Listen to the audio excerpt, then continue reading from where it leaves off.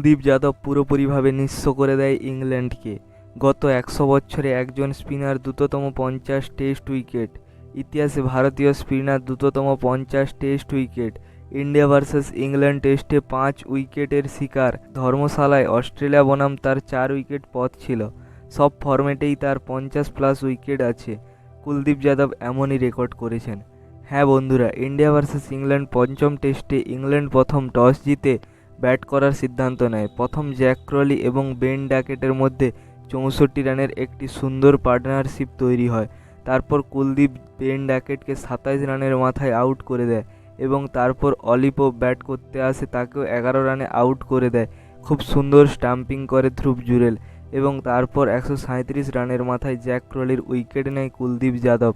পুরোপুরিভাবে গেম নিজের হাতে করে নেয় টিম ইন্ডিয়া এবং তার জো রুট এবং জনি বেয়ারস্টোর মধ্যে একটি সুন্দর পার্টনারশিপ তৈরি হয়, কিন্তু টিম ইন্ডিয়া তা বেশিক্ষণ টিকতে দেয়নি। ১৭৫ রানের মাথায় কুলদীপ যাদব ৪ নম্বর উইকেট নেয় জনি বেয়ারস্টোর। ধ্রুব জুরেলের হাতে একটি সুন্দর ক্যাচ তুলে দেয়। তারপর বন্ধুরা রবীন্দ্র জাদেজা জো রুটকে সেট না হতে হতেই উইকেট নিয়ে নেয় এলবিডব্লিউ করে। তারপর ব্যাট করতে আসেন বেন স্টোক। কুলদীপ যাদবের বল কেউ খুঁজেই পাচ্ছেন না। কুলদীপ যাদব বেন স্টোকের উইকেট নিয়ে টেস্ট ক্রিকেটে ৪ বার ৫ উইকেট নিয়ে নিলেন। কুলদীপ যাদবের গুগলির কাছে কেউই টিকতে পারছেন না। রবিচন্দ্রন অশ্বিনের ১০০ টেস্ট ম্যাচে তার বাড়ির সবাই সম্বর্ধনা দেওয়ার পাশাপাশি তিনিও ২টি উইকেট তুলে নিলেন। ইংল্যান্ডের স্পিন অলরাউন্ডার টম হার্টলির উইকেট নেন রবিচন্দ্রন অশ্বিন এবং ইংল্যান্ডের ফাস্ট বোলার মার্ক উডের ও উইকেট নেন তিনি। ধর্মশালায় লাস্ট যখন রঞ্জি ট্রফি খেলা হয়েছিল তখন কোনো স্পিনারই উইকেট পাচ্ছিল না, কিন্তু ইন্ডিয়ার সমস্ত উইকেটই স্পিনাররা তুলে নেয়। দিলেন যে ১০০ টেস্টে কীরকম পারফরমেন্স করতে হয়। টেস্টে ম্যাচে ইংল্যান্ডকে নিঃস্ব করে দেয় স্পিনাররা।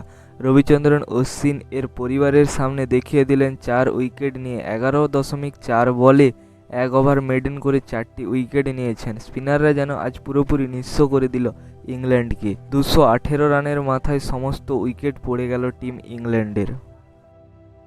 টিম ইন্ডিয়া ব্যাট করতে এসে রোহিত শর্মা এবং যশস্বী জয়সওয়াল খুব সুন্দর ইনিংস শুরু করেন। রোহিত শর্মা যেন টি-২০ স্টাইলে খেলতে শুরু করেন। যশস্বী জয়সওয়ালও খুব সুন্দর ইনিংস খেলেছেন। ৫৭ রানের ৫টি ৪ এবং ৩টি ৬ হাফ সেঞ্চুরি করে আউটও হয়ে যান। রোহিত শর্মা একটি হাফ সেঞ্চুরি করে নট আউট ক্রিচে আছেন। টিম ইন্ডিয়া ১১০ রানে একটি উইকেট হারিয়েছেন। টিম ইন্ডিয়ার এই টেস্ট ম্যাচ জেতার জন্য লড়ে যাচ্ছেন। এখনের পরবর্তী আপডেট পাওয়ার জন্য চ্যানেলটাকে সাবস্ক্রাইব করে নোটিফিকেশান বেল অন করে রাখুন। পরবর্তী ভিডিও খুব তাড়াতাড়ি আসতে চলেছে। জয় হিন্দ, জয় ভারত।